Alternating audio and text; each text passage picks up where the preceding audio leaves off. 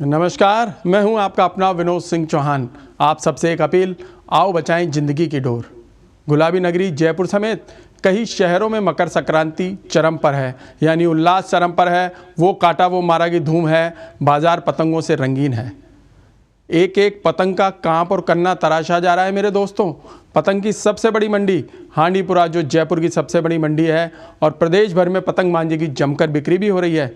जी हाँ, ये वो त्यौहार है जिसका हर किसी को बेसब्री से इंतजार है।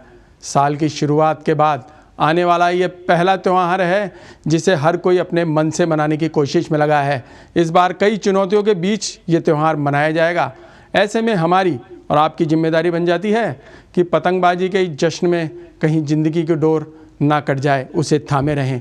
कहीं ऐसा ना हो आपकी खींच किसी की ज़िंदगी की डोर काट दे, फिर चाहे वो कोई पक्षी ही क्यों ना हो, क्योंकि पहले भी बेजुबान परिंदे बर्ड फ्लू जैसी गंभीर बीमारी झेल रहे हैं। लिहाजा आप भी तय करें कि पतंगबाजी के दौरान एहतियात बरतेंगे ताकि कि ज़िंदगी की डोर सलामत रहे। संक्रांति के पावन पर्व पर जहां आसमान में लहराती, खिलखिलाती और बलखाती हजारों पतंगें एक खूबसूरत तस्वीर बना रही है, वहीं पक्षियों के बीच अजीब सी किस्म की बदहवासी फैली हुई है। पहला बर्ड फ्लू, दूसरा कई दिनों से इमारतों की मुंडेर पर चिपके और सहमे पक्षी नजर आ रहे हैं। कारण है पतंगबाजी।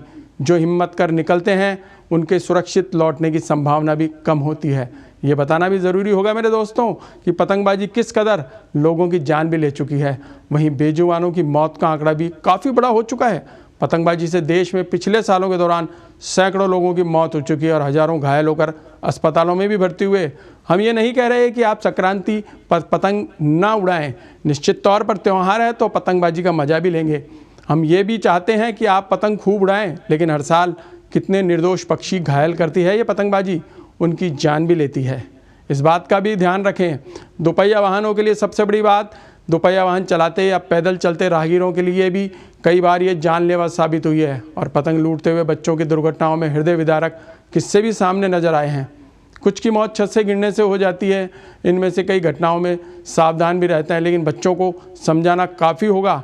पतंग का आनंद लीजिए, मगर सबका ध्यान भी रखिए, क्योंकि कोरोना काल में पिछले साल कई अपनों को बेवक्त आपसे जुदा कर चुके हैं। पत्रिका अपील करता है कि हर्षोल्लास के इस पर्व पर किसी के जीवन की डोर नहीं कटे, इसके लिए कुछ सावधानियां बरतना बेहद जरूरी है। अब हम करते हैं सावधानियों की बात कि आप क्या सावधानी रखेंगे। तो पहली बात ये कि पतंग उड़ाने के लिए चाइनीज मांझे का कभी इस्तेमाल ना करें, जिस पर सरकार ने भी रोक लगा रखी है। किसी सुरक्षित स्थान पर खड़े होकर ही पतंग उड़ाएं ताकि आप भी सुरक्षित रह पाएं। छत के ऊपर पतंग उड़ाते वक्त मुंडेर का ठीक से ध्यान रखें, क्योंकि दुर्घटना का कारण मुंडेर भी बनती है। पतंग के धागे से कटकर कोई पक्षी घायल ना हो, उसका भी ध्यान आप ही को रखना है। छोटे बच्चों को मांझे से दूर रखें। जी हाँ, छोटे बच्चे मांझे से दूर रहें और पतंग उड़ाते समय उनका विशेष ध्यान रखें। आप उन्हें चरखी पकड़ाते हैं और मुंडेर से वो गिर जाते हैं, इसका भी ध्यान आप ही को रखना है। पतंग उड़ाते समय यदि कोई पक्षी उसकी चपेट में आता है तो डोर को खींचने की जगह वहीं तोड़ दें, जिससे उसकी जान बच सके।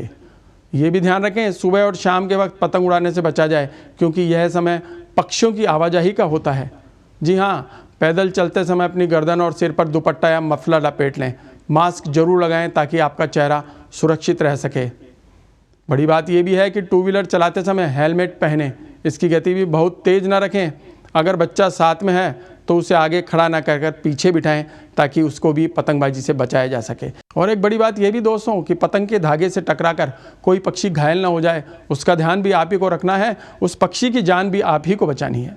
ये वो बड़ी बातें दोस्तों जो हमने आपके साथ साझा करी। और पत्रिका अपील करता है कि आओ बचाएं जिंदगी की डोर, पतंग खूब उड़ाएं, लेकिन लिहाजा उस एहतियात से, उस सावधानी से कहीं किसी की ज़िंदगी की डोर न कट जाए।